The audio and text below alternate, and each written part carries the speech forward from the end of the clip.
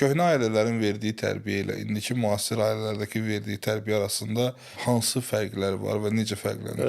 Hansı fərqlər daha çox nədir? Köhnə ailələrdə daha çox qadağa formasında idi. Yəni bu olmaz, bizim dediyimizi eləməlisən, bura getməməlisən, onunla oturmamalısan. Daha çox sıxma, daha çox boğma, daha çox məhdudiyyətlər formasında olan bir ailələr idi. Daha çox, yəni ortalama götürsək də. İndiki ailələrdə isə daha çox icazələr var. Çünki uşaqlar egosentrik varlıqdır. Yəni onlar düşünürlər ki, əgər ətraf aləmdə, yaxınlarım arasında hər şey yaxşıdırsa, deməli mənə görədir. Pisdirsə, deməli bu da mənə görədir. Valideynlərin onlara sərt münasibəti, yəni uşaqlıq dövründən valideynin onu qəbul etməməsi, valideynlərin ona fiziki şiddət göstərməsi, müqayisələr etməsi onun zehnində belə bir inanc formalaşır ki, mən dəyərsizəm, mən yetərsizəm, mən günahkaram.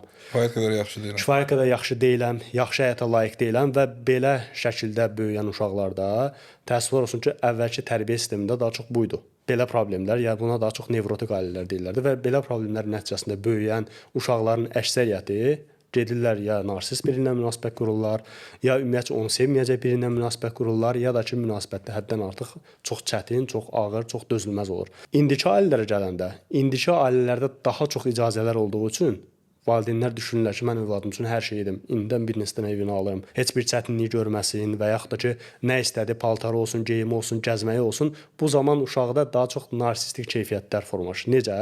Yəni uşaq şuuraltı olaraq düşünür ki, mən haqlıyam. Narsistik keyfiyyətlər nədir? Mən haqlıyam, mən düzəm, daha çox mən istədiyim olmalıdır. Belə uşaqlar isə böyüyəndə daha çox necə olurlar? Yəni kişi-qadın münasibətindən daha çox necə bir münasibətə bürünürlər? Sanki mən uşağam, qarşı tərəfdə böyükdür, sən mənim üçün hər şey eləməlisən. Yəni kişi-qadın münasibəti daha çox al-ver formasında olan bir proses olduğu üçün onlar düşünürlər ki, yəni sən daha çox mənim üçün etməlisən. Daha indiki gənclərdə problem daha çox bununla bağlıdır. Daha çox istəyir. Onu al, bunu al, onu ver.